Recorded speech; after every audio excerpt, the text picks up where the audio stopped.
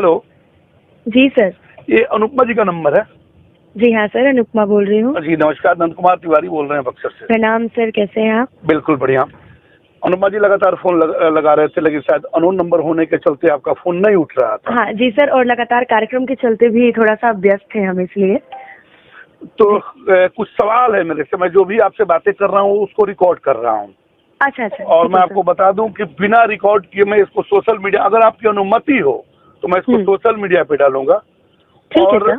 और बिना बोले या बिना बताए सर मैं तो ऑलरेडी जानती हूँ कि आप जो भी चीजें अपलोड करते हैं वो हित में ही सबके करते हैं, और किसी मुद्दे पे ही आप करते हैं। बिल्कुल जी बिल्कुल। जी बताइए। लगातार लोग सवाल उठा रहे थे कि सबसे आप मिल रहे हैं, सबसे बोल रहे हैं, लेकिन अनुपमा जी से आपकी बात होती है नहीं? हमने बोला अनुपमा जी को, मैंने फोन लगाया था लेकिन अनुपमा जी ने फोन उठाया नहीं था। कारण जो भी रहे हों, अभी नहीं उठ रहा है। मेरा नंबर भी अननोन है, उनको मैं मैसेज भी किया हूँ।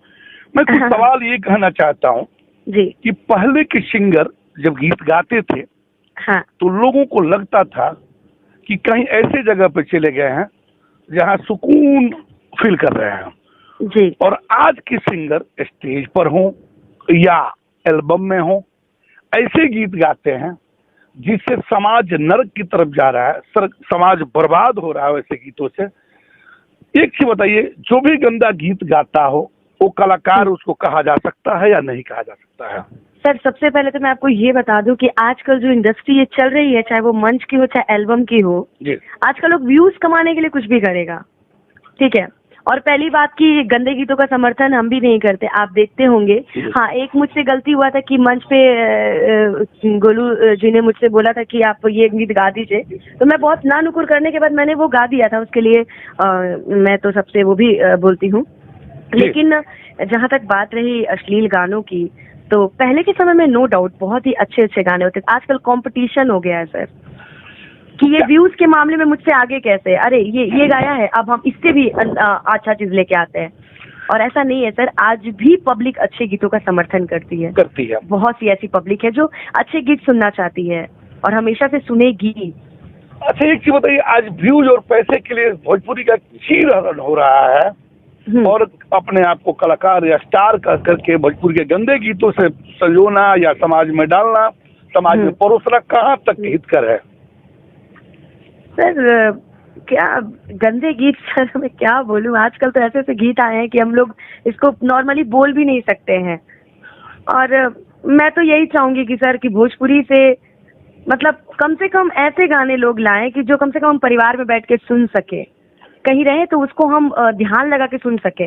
और सर मैं अक्सर यही कोशिश करती हूँ कि मैं अधिकतर कल्पना जी और इंदु दीदी के गाने सुनती हूँ, बस इसीलिए उसमें से मैं कुछ सीखूंगी। चले बहुत सुंदर। लेकिन एक चीज बताते हैं, स्टेज पर आप भी जाती हैं तो आप खो जाती हैं और कहीं ना कहीं ऐसे ऐसे शब्दों का इस्तेमाल होता है जिससे समाज बर्बाद होता है।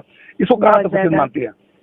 बिल्कुल, मुझे भी कभी कभी बहुत बुरा लगता है। और कभी कभी मंच पे गलती से अगर मेरे मुंह से निकल भी जाता है तो मैं बाद में आके से मैं बहुत एक्वर्ड फील करती हूँ कि नहीं यार, मुझे ऐसा नहीं बोलना चाहिए था। हम जैसा गाएंगे वैसे ही हमारे आने वाले जो सिंगर लोग हैं, जो हमसे अभी छोटे हैं, अभी जो सीख रहे हैं वो लोग, अभी तो हम लोग भी सीख ही रहे हैं, तो वो लोग भी वही गाएंगे। लेकिन क्या बोला जाए, अब मंच पे कभी कभी पब्लिक भी डिमांड कर देती है कि ये गाना गा दीजिए या ये गाना कर दीजिए, तो हम भी कलाकार हैं, हम लोग क्या करें सर। अच्छा एक चीज बताइए, आप पब्लिक डिमांड करती है तो इसको तो आप यहाँ ब्रेक करते हैं, इसको अगला करिए पूछेंगे।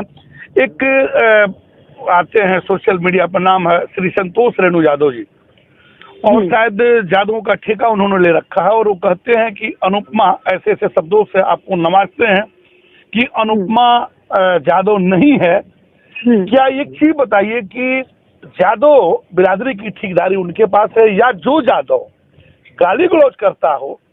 सर सबसे पहली बात मैं आपको यही काटती हूँ, ये कौन है मैं इनको नहीं जानती। दूसरी बात ये कि जो यादव रहेगा वो जातीयता नहीं दिखाएगा। तीसरी बात ये कि जात का कोई भी इंसान रहे, कोई भी जात रहे सर, वो पंडित रहे, यादव रहे, वो भूमिहार रहे, वो कोई भी कास्ट रहे, ए टू जेड कोई कास्ट रहे, तो वो कभी अपने कास्ट को गाली नहीं देगा। नहीं, एक चीज और कहना चाहेंगे हम, जैसे मान लीजिए संतोष रेणु यादव जी हैं, अनंत कुमार तिवारी जी हैं। एक अनंत कुमार तिवारी के जाने से पूरे ब्राह्मण बिरादरी नहीं जानी जाती है। उसी तरह आप मेरा फेसबुक कमेंट देख लीजिए, उसमें लगभग 30 से 40% लोग यादव के लड़के हैं जो मेरे अति करीबी हैं, अति प्यारे हैं और हमको सहयोग कर रहे हैं। और एक ही जाति नहीं, सभी जाति मिलकर सहयोग करते हैं, लेकिन वो गलियाते भी हैं, दमंगनता की तरह गाली भी देते हैं, धमकाते भी, हड़काते भी हैं। इतना ही नहीं, अगर दूसरा बोलता है तो लगता है कि गाली देके मुंह नोच लेंगे, लेकिन अपने गाली देते हैं उस पर उनकी उंगली नहीं उठती है। और पता नहीं, वो सीधे सीधे कहते हैं कि ये जाति, ये जादव नहीं है या जादव बिरादरी से नहीं है। क्या जादव बिरादरी का अपमान है या नहीं है? बहुत बड़ा अपमान है सर। देखिए सर, ये डेडिकेटेड करता है उनके संस्कार पे कि उनके माता पिता ने उन्हें कैसे संस्कार दिए हैं। जी सर, आप आज तक उन्होंने जो भी किया है टू जेड मेरे भी कान में आता रहता है, बट मैं ये फालतू चीजें मैं नहीं सुनती ना। ऊपर से सर मेरे पास इतना टाइम भी नहीं है, ऊपर से मतलब किसी को गाली देना, किसी को लाइव आके गाली देना। ठीक है सर, आप अनुपमा यादव को गाली दे रहे हैं, अनुपमा यादव यादव समाज से नहीं, आपने बोला जैसा, ठीक है जी। आपने तो खेसारी लाल यादव को भी गाली दिया, मुझे सुनने में आया। आपने तो अभी निरहुआ भैया को भी गाली दिया। तो आप सारे यादव लोगों का ठेका लेके बैठे हैं, या जब हम पैदा होते थे तो आप पूर्वजों के जमाने के हैं?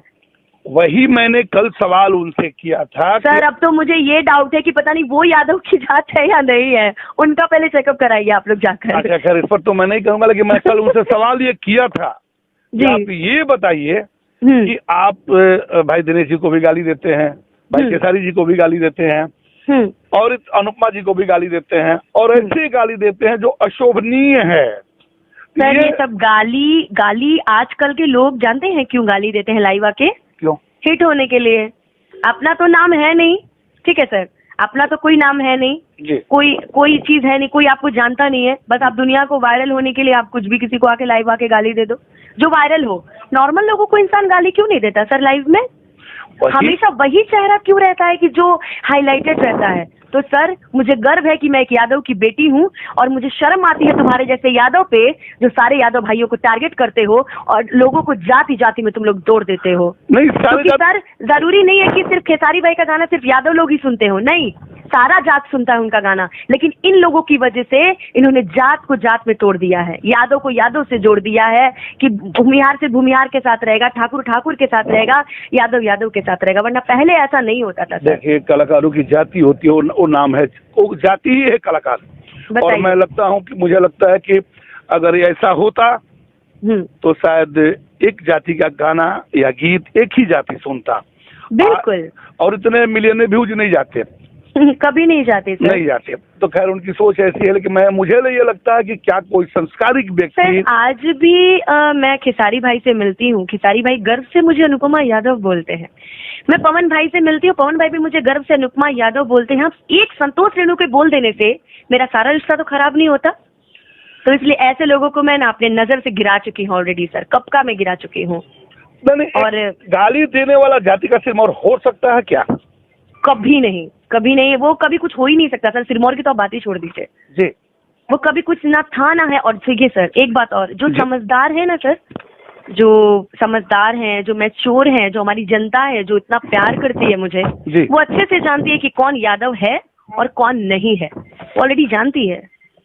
तो जनता यहाँ पे सब अच्छी है, और जो कुछ उनके जो आदमी है ना वही लोग सिर्फ भौंकते हैं और कोई नहीं है। मुझे तो बस एक ही चीज लगता है कि जाति एक ही, हम मानते हैं मनुष्य की जाति है, अगर नहीं रहता तो शायद। अच्छा सर, आपने शुरू में अनुपमा जी मुझसे बोला, लेकिन आज तक मेरी आपसे एक बार बात हुई थी, आपने मुझे बहन बोला था, याद है? बिल्कुल सर। अगर आप मुझे अनदर जाति की मानते तो आप मुझे बहन नहीं बोलते? आप एक ही उठा के देख लीजिए, मैं विरोध सिर्फ उनके कार्यों का करता हूं जो गंदे गीत होते हैं। मैं कहीं भी जाता हूं, कोई भी कलाकार हो, मैंने कभी ऐसा नहीं बोला है जिससे उनकी बातों पर आहत हो।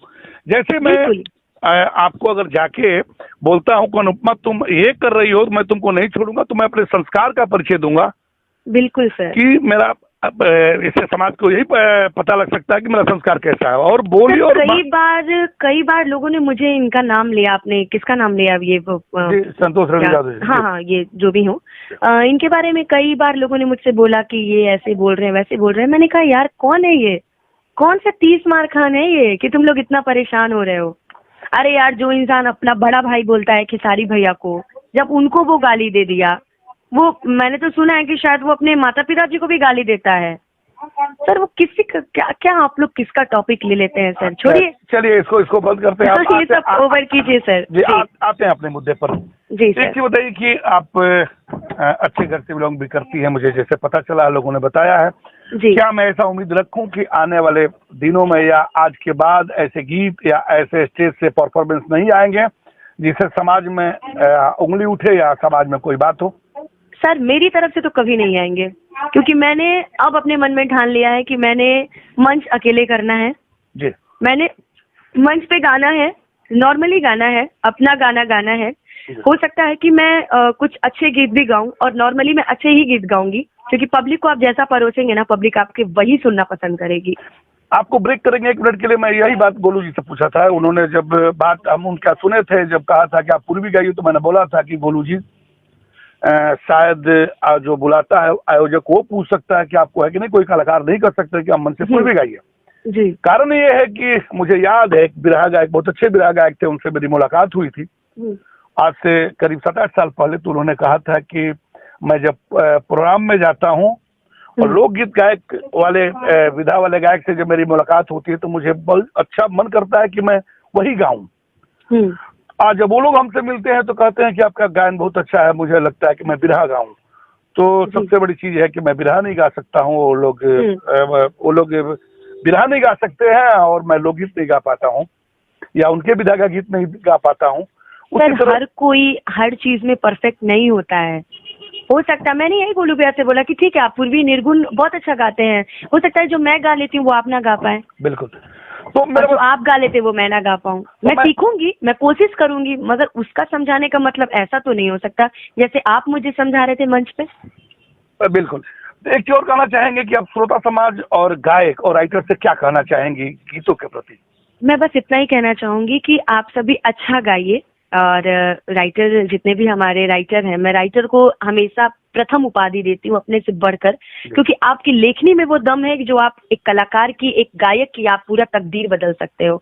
और आप अच्छे से गीत को लिखिए, और मतलब जितने भी हमारे श्रोता हैं आप अच्छे गीत का समर्थन कीजिए, बुरे को बुरा बोलिए, अच्छे को अच्छा बोलिए, ये नहीं। और जातिवाद तो आप लोग बिल्कुल मत कीजिए, मैं तो बस यही कहना चाहूंगी, क्योंकि जातिवाद की वजह से ही आपने एक इंसान को तोड़ कर रख दिया है कि ये नहीं है, वो नहीं है। और आप ये जो लोग हैं ना बीच के, जो जात के नाम पे ये आजकल ये सब कर रहे हैं व्यूज कमाने के चक्कर में, जो आजकल जात के बहुत बड़े ठेकेदार कहला रहे हैं, आप लोग पहले उनका वो करिए, उनको पहले आप कट कीजिए, क्योंकि वो जिंदगी का सबसे बड़ा मैं क्या बोलूँ, अब मैं इतना मैं बोल नहीं सकती उस इंसान के बारे में, नाम तो मैं ले ही नहीं सकती उसका। तो मैं आपको एक चीज और बताइए कि व्यूज और पैसे के चक्कर में कहीं ऐसा तो नहीं कि आप भी अपना ये कर दें और कल से गंदे गीत गाना शुरू कर दें?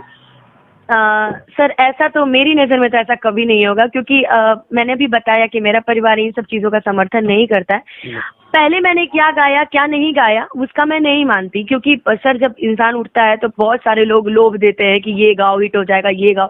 लेकिन अब जब अपनी समझ आ गई ना, तो हम जानते हैं कि हम क्या गाएंगे और इंसान को क्या अच्छा लगेगा, ये हम जानते हैं।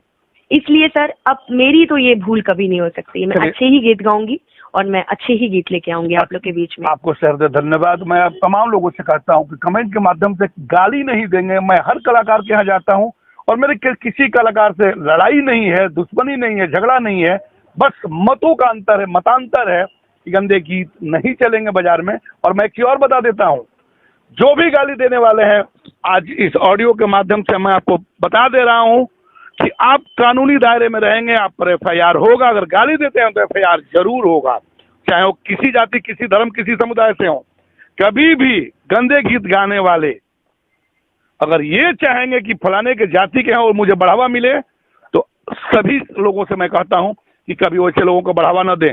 आप लोग किसी जाति, किसी धर्म, किसी समुदाय के गायक हो, अगर अच्छे गाते हो तो उनका आप समर्थन दीजिए, अगर खराब गाते हो तो विरोध कीजिए। अगर नंद कुमार तिवारी कहीं गलत करते हैं तो डंके की चोट पर लिखिए कि आपकी वाणी संयमित नहीं है, आपकी भाषा संयमित नहीं है, आपका बहिष्कार किया जाता है। और जब तक आप लोग बहिष्कार नहीं करेंगे तब तक समाज में बदलाव नहीं होगा। श्रोता समाज ही आईना है और श्रोता समाज ही आईना रहेगा। बहुत बहुत धन्यवाद अनुपमा जी इस शब्दों के लिए। और जो आपने ये बात कही है कि नहीं हमसे नहीं होगा, मैं दिल से धन्यवाद देता हूँ। और बिल्कुल। बस मैं आपके माध्यम से भी यही कहना चाहती हूँ, क्योंकि वो जो मतलब ये बीच में जातीय था, प्लीज आप लोग सब खत्म कीजिए। हम सब एक ही जात के हैं, हमें सारा जात प्यार करता है। और मैं इसके आगे कुछ बोल नहीं सकती, मैं बहुत भावुक लड़की हूँ। बस मैं इतना ही चाहूंगी कि जो ये उल्टा पुल्टा अटपटांग चीजें ये जो बोल रहा है, इसको प्लीज आप लोग बंद कराइए। क्योंकि एक लड़की होकर मैं इतना वो कर रही हूँ कि मैं अकेले लड़ रही हूँ और कुछ नहीं है।